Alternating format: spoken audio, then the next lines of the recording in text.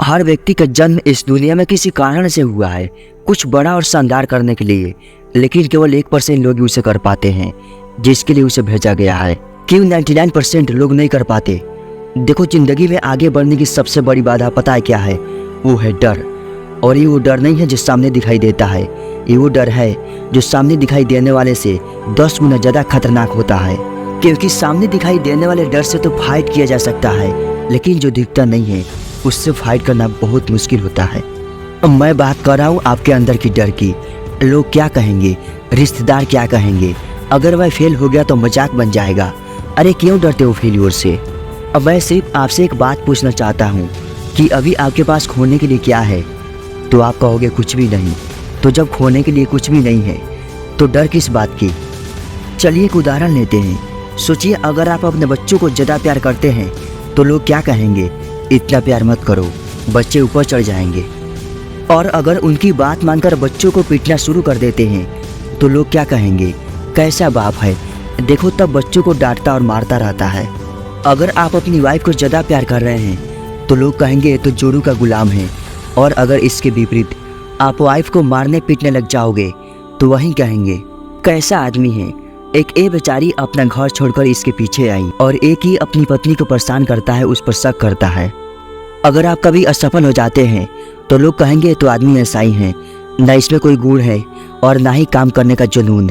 लेकिन अगर आप कुछ समय बाद सफल हो जाते हैं तो वही लोग आकर कहेंगे हमें तो मालूम था ये जरूर बड़ा काम करेगा और सफल होगा। यह याद रखें कि प्रकृति हमेशा हमारे साथ न्याय ही करेगी। इसलिए मेरी माने तो अपनी ज़िंदगी का सिद्धांत इन 2 पंक्तियों को बना ले। मेरे बारे में यूं ही कोई राय मत रखना, मेरा वक्त बदलेगा, तुम्हारी राय बदल जाएगी। आप बस अपना काम करते रहिए और अपने जीवन में उस मदमस्त हाथी की तरह आगे बढ़िए जो अपने पीछे भौंक रहे कुत्तों को सामने देखता भी नहीं।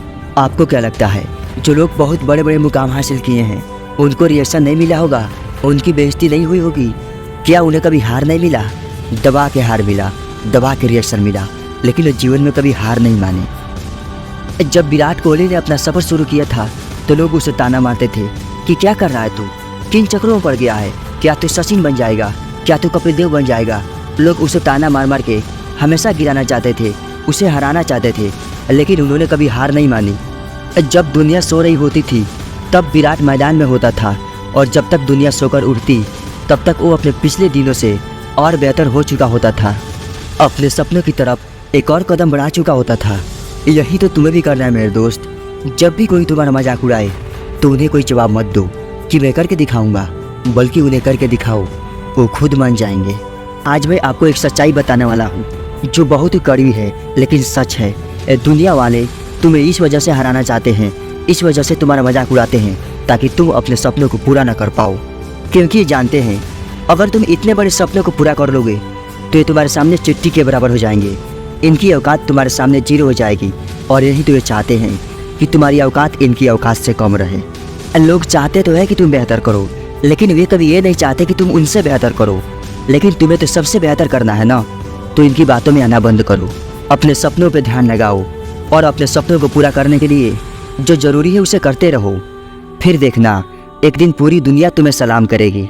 लोग क्या कहेंगे ये समझाने के लिए कहानी मुझे अपनी ज़िंदगी में सबसे बढ़िया लगी, और वो है एक पिता और पुत्र की कहानी जो एक गधे को साथ में लेकर गांव-गांव घूमते हैं और लोगों के अलग अलग तर्कों से रूबरू होते हैं। आप में से कई इसे सुन चुके होंगे, लेकिन मैं भी इसे संक्षेप में बता देता हूँ। एक बार एक पिता अपने पुत्र को दुनिया के कुछ महत्वपूर्ण बातें बताने का निर्णय लिया, जिसमें से एक था लोग क्या कहेंगे। इसके लिए वो अपने पुत्र को लेकर एक गधे सहित यात्रा पर निकला। उस समय दोनों पैदल थे और गधा साथ में था। जैसे ही आगे निकले कुछ लोगों ने कहा कैसा आदमी है, साधन पास में है और फिर भी पैदल चल रहे हैं। यह सुनकर पुत्र ने गधे की सवारी कर ली और पिता को भी बिठा लिया। पिता चुपचाप रहा क्योंकि वो अपने पुत्र को सिखाना चाहता था। कुछ देर आगे बढ़ने के बाद लोग कहने लगे कि कैसे जालिम इंसान हैं जो दोनों एक गधे पर बैठे हैं। यह सुनकर पुत्र नीचे उतर गया और आगे बढ़ने लगा। कुछ देर निकलने के बाद एक गांव में लोगों ने देखा तो कहने लगे कैसा बाप है जो खुद आराम से बैठा है और अपने बेटे को पैदल चला रहा है। यह सुनकर पिता नीचे उतरा और पुत्र को बिठाकर आगे बढ़ा। कुछ दूरी तय करने के बाद लोगों ने देखते ही कहना शुरू कर दिया कैसा कुपुत्र है, खुद गधे पर बैठा है और पिता को पैदल चला रहा है। यह सुनकर पुत्र नीचे उतरा और गांव वालों से झगड़ने के लिए जाने लगा। पर पिता ने उसे रोक लिया और समझाया कि मैं तुम्हें ज़िंदगी का यही सबक सिखाना चाहता था। हम 4 जगहों से गुजरे और लोगों ने अलग अलग बातें की और मैंने ये भी देखा कि तुम सबकी बातें मानते रहे। मेरे पुत्र, यही संदेश है कि ज़िंदगी में जो भी काम करो अपने मन की मान कर करो। लोग क्या कहते हैं ये लोगों पर छोड़ दो। यह कहानी मुझे प्रेरणा देती है। मेरा यही मानना है कि लोग हमारे बारे में क्या सोचते हैं, ये भी अगर हम सोचेंगे तो फिर लोग क्या सोचेंगे।